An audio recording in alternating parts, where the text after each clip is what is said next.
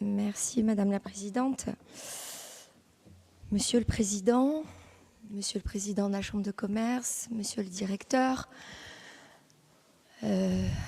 Mesdames et Messieurs les agents de la Chambre de commerce, anciens collègues, je dirais, pour certains.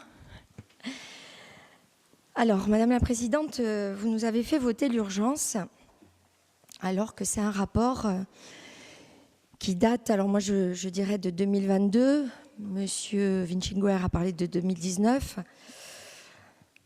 Bref, comme dirait mon collègue et ami Jean-Christophe Angelini, on ne va pas revenir sur le passé, mais quand même, en octobre dernier, on alertait déjà sur l'impréparation de l'intégration des chambres consulaires. Or, aujourd'hui, encore, force est de constater que la gestion de ce dossier, qui est pourtant stratégique, laisse à désirer et nous oblige à voter à la hâte un avant-projet de loi. Alors nous nous retrouvons une fois de plus dos au mur, contraints de prendre une décision majeure.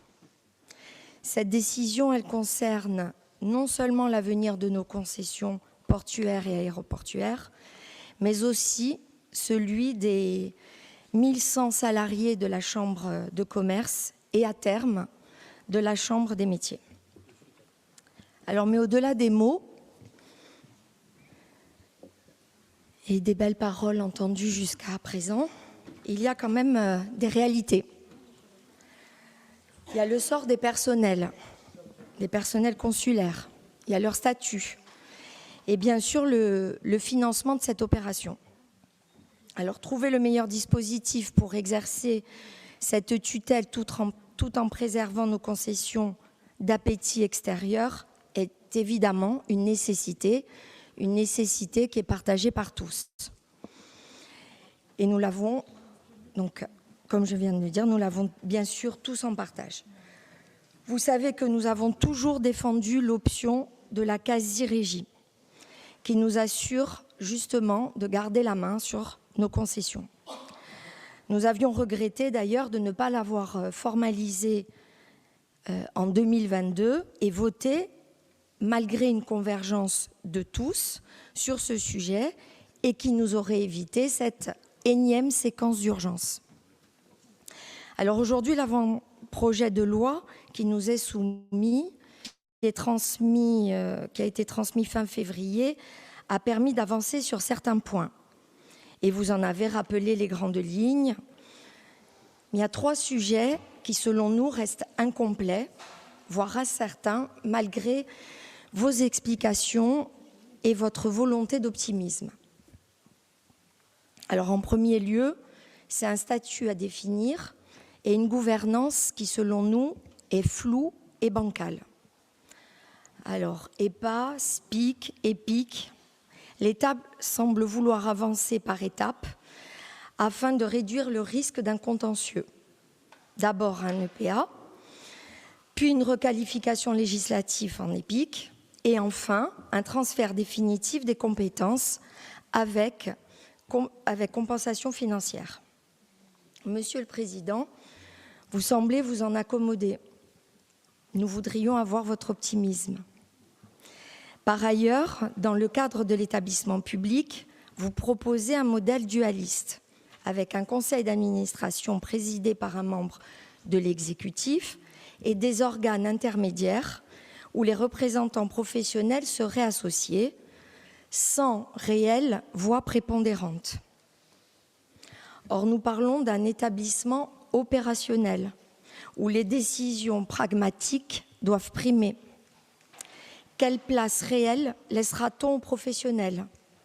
Et surtout, comment ce nouvel établissement s'articulera-t-il avec les agences et offices existants qui exercent déjà des missions proches, notamment en matière de tourisme, de soutien à l'économie, de formation, de transport et autres.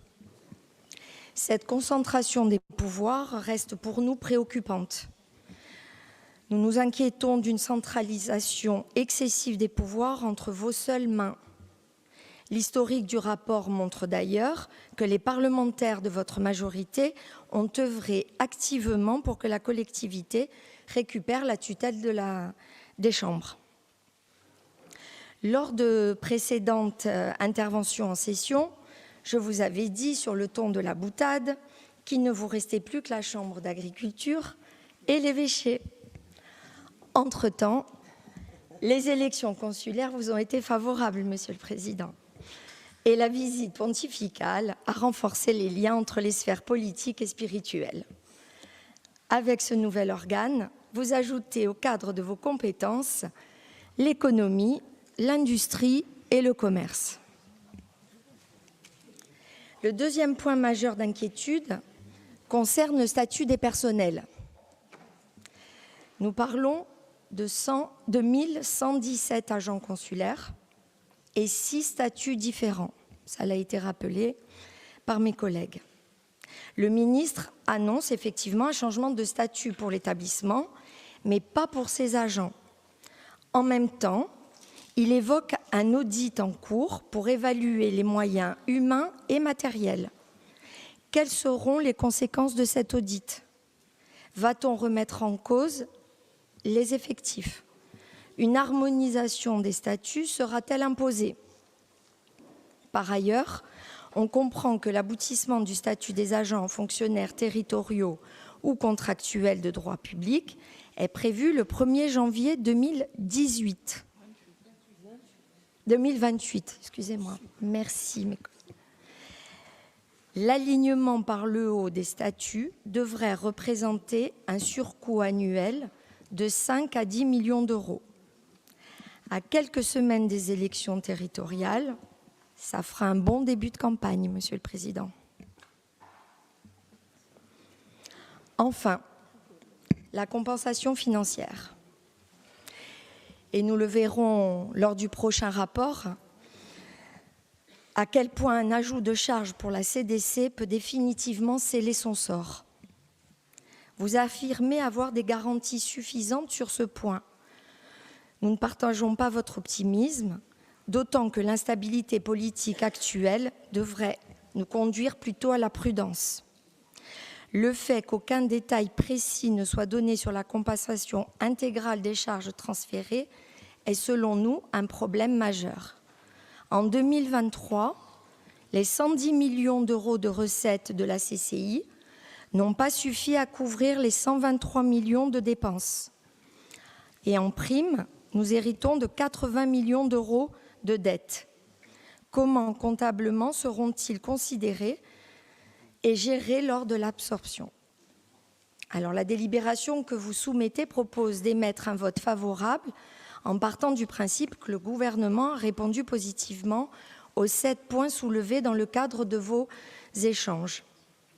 Mais sur la question financière, en particulier la compensation intégrale et la perception de la taxe pour frais de chambre, la collectivité prend un risque en ne sécurisant pas la version modifiée du projet de loi. D'autant plus qu'on navigue à vue au niveau des prochains exercices budgétaires. Vous nous demandez de nous fier aux engagements écrits du ministre et nous sommes tentés de croire en sa bonne foi sans pour autant avoir la garantie qu'ils seront traduits dans le texte final. C'est un pari risqué. Mais aujourd'hui, nous n'avons pas de marge de manœuvre et dans le sillage de notre position sur le SMO, nous voterons ce rapport avec toutes les réserves que je viens de vous exprimer. C'est donc un oui, mais. Si nous n'arrivons pas à boucler ce dossier d'ici le 31 décembre prochain, que se passe-t-il, Monsieur le Président? Nous espérons bien sûr nous tromper sur les réserves des 3 points sensibles que nous soulevons et regrettons encore une fois la forme, la perte de temps et l'impréparation chronique qui caractérise ce dossier, comme beaucoup d'autres. Par ailleurs, et pour finir sur une touche positive, Monsieur le Président, nous apprécions votre éloge du pouvoir d'adaptation sur ce dossier, puisque vous énoncez en page 16 qu'une quinzaine d'articles de loi sera amendée ou rajoutée après avis favorable de notre institution. tout le monde peut évoluer. Merci, Monsieur le Président.